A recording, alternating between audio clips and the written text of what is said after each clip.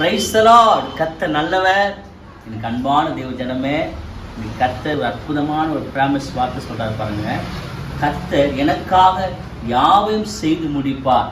இன்னைக்கு நமக்காக யாவையும் செய்து முடிக்க ஒரு பர்சன் இருக்கிறார்னா அது யாருங்க? நம்மளை உண்டாக்குனவரால் மட்டும்தான் செய்ய முடியும். நீங்கள் நினைக்கலாம், எனக்கு யாருமே இல்லையே, என் வாழ்க்கையில் நன்மை செய்வதற்கு பல தடையாக இருக்கு, எனக்கு யார் உதவுவா, எனக்கு யார் நன்மை செய்வா?